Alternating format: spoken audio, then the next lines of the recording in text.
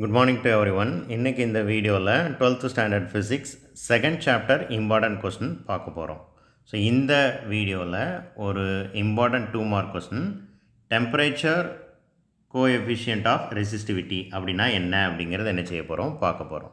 So 2023 first midterm test Tenkasi டிஸ்ட்ரிக்டில் இந்த question என்ன செஞ்சுருக்கிறாங்க கேட்டிருக்கிறாங்க. ஸோ ஃபஸ்ட்டு என்னங்கிறத நான் எக்ஸ்பிளைன் பண்ணியிருந்தேன். அதுக்கப்புறம் நம்ம இங்கே இருக்கிறத ரீட் பண்ணி அண்டர்ஸ்டாண்ட் பண்ணுவோம்.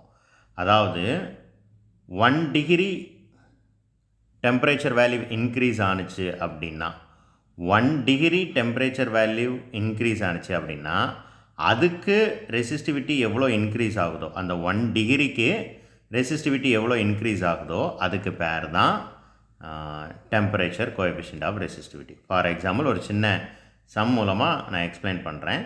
மேலே இருக்கிறது வந்து ரெசிஸ்டிவிட்டி. ஸோ ரெசிஸ்டிவிட்டி 0லேருந்து 10 வரைக்கும் இன்க்ரீஸ் ஆகிருக்கு அப்படின்னு வச்சுக்கிடுவோம். எப்போ டெம்பரேச்சர் 0லேருந்து 10 டிகிரி செல்சியஸ் வரைக்கும் போகிற வரைக்கும். ஸோ டெம்பரேச்சரை 0 டிகிரிலேருந்து 10 டிகிரி செல்சியஸ் வரைக்கும் என்ன செஞ்சிட்டிங்க, இன்க்ரீஸ் பண்ணிட்டீங்க. அப்போது ரெசிஸ்டிவிட்டி முதல்ல 0 இருந்துச்சு. 0 டிகிரி டெம்பரேச்சராக இருக்கும்போது ரெசிஸ்டிவிட்டி 0வாக இருந்துச்சு.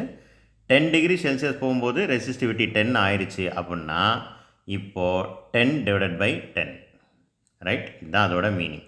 10 டிவைடட் பை 10னா என்ன அர்த்தம்? 1. அப்போது 1 டிகிரி செல்சியஸுக்கு ரெசிஸ்டிவிட்டியோட யூனிட் வந்து 1 வந்து இன்க்ரீஸ் ஆகுது.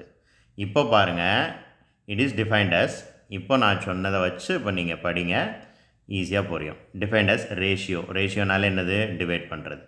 Increase in resistivity per degree.